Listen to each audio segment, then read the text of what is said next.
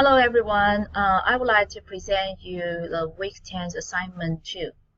So let's go first. After reading the reference and see the video, I got some general ideas. First of all, I would like to say attitude is everything.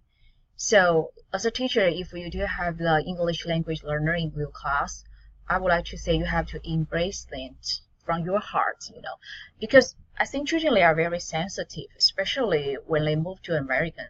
Most of the time, they just feel very terrible. They would like to just like the video mentioned, if you move to other country and then you don't know anything about their language, even the adults will also feel panic. So it's quite important if we have the mentalities of respect and understanding. And also we have to recognize that second language acquisition is not just linear. It's a very complex developmental process, and it's aimed at comprehension and communication. So for the newcomer, usually, as I know, some teacher they will correct student in a very strict way, but they just scare them not to open their mouth to speak it out. So we have to understand that language is a tool for communication. We should encourage a newcomer, especially English language learner, to try to fit in our society. So of course we can utilize the different participation structures and focus on language as the resources for making meaning. That's what I mean, just a tool, right? Okay. And English language learner not be removed from the challenges set out in the standards. It means that some teacher or some school, some district, they will pull out the English language learner from the original class. It's okay. I can understand it, especially if they provide intervention, that kind of strategy program for them. But also, I think it's quite important because students, they learn from each other most efficiently. So if they can learn something, for example, when my family we moved to American, now I'm back in Taiwan, but 3 years ago when we moved to America, my children they learn, most of the time from their classmates, not only from the teachers. They have to know how to survive during the lunchtime, during the recess, and how to ask questions about homework. So you can think about that. They just want to survive there. So daily conversation will be very useful, handy for them. So if you pull out these students out of their native speaker peers, that would be, I would say it's become a tragedy because they don't know how to deal with the daily task, and they just lose the opportunity to socialize with their classmates. And of course they will get labeled as a lower level speaker. And okay, let's move on to the second one. English language learner can meaningfully participate in a very well designed curriculum. Just like a video series mentioned, if you can think about that, all the teacher they intentionally classify student into a different group and give them some scaffolding, no matter micro or macro, scaffolding, and they can perform very well because they just build on their own knowledge, and based on some texts, they can also do that very well. So I think it's quite important, even though they have an imperfect language, but they are trying, they are improving, right? And so that's what I mean. Instruction must build on and build students' existing resources. Especially some students, if they are not young, not elementary school grader, they have already existing knowledge. The language barrier doesn't mean anything about their intelligence. So they just need to take time. Just think vice versa if you speak Chinese, Mandarin, it's really very difficult, even though you are the straight A student in America. But if you move to Taiwan or China, it's the same scenario. So I say it will be very, encouraging when the teacher provide enough and sufficient support for the English language learner. So let's talk about speaking. In my view, I think it's very important if we can start a topic related to their interest, because all people, not only children, when we talk about topic related to our hobbies or our interests, we always feel very excited about that. And then we will try to use our limited language, but we will try to complement with our body language, or maybe show some picture, or maybe just very short performance. That's all fine, right? But during the same time, student can get confidence, and the other student can also recognize, oh wow, you can also do that too. All right. So how to support learning in the classroom? First of all, of course, we have to model how to speak. So through the read aloud is a very important thing.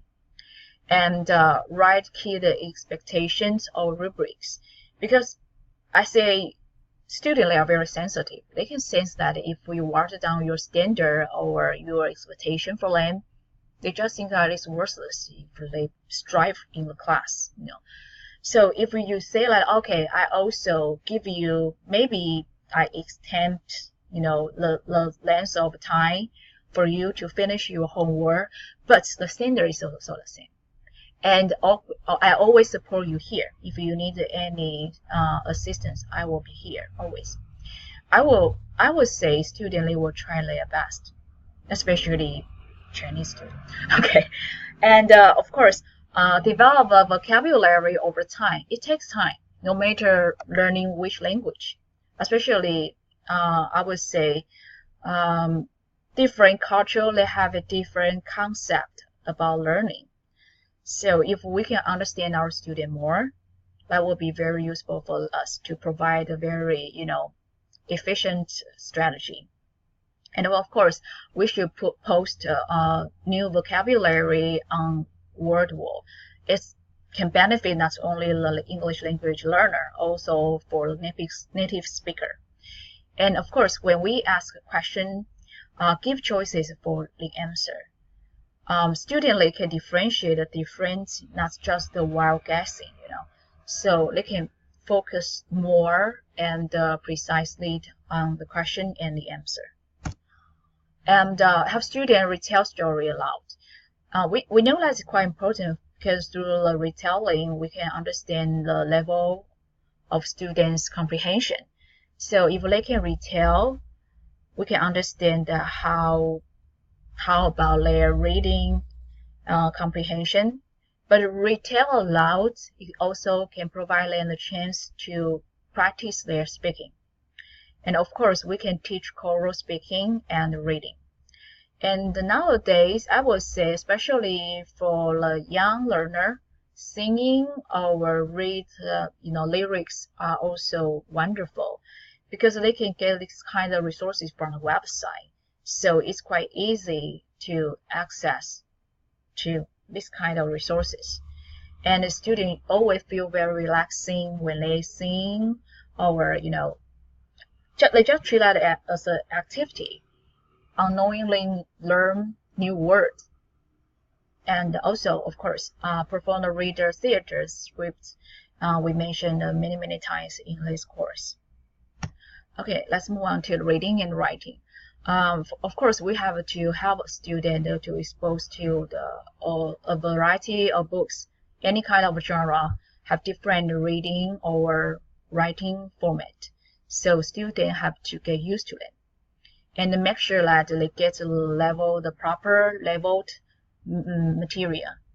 And also try to make some connection between the reading or writing to their real life. For example, we can also provide some commercial ads to the class, or maybe read some information from the website. I think they can give them very strong motivation to learn it. So how to do that in the classroom? I retrieve this information from the website. just try to, because I think they are all good in strategies. For example, like read to student every day, of course, and support students' comprehension as much as possible. Because if they can understand what they are reading, or they will also make some connection to their existing knowledge. And for the student, if their mother tongue is not alphabet, that kind of format, we have to teach that directly and teach phonics in context, of course, and check their comprehension. Every time when we do read aloud, we can just pause and ask them some questions. Don't forget to provide them multiple choices. And of course, when they learn English, we should also support them to maintain their native language literacy. Because according to the research, if you can be very good at your native language, sometimes it also can predict that you will learn English better. Okay, so encourage reading outside of classroom.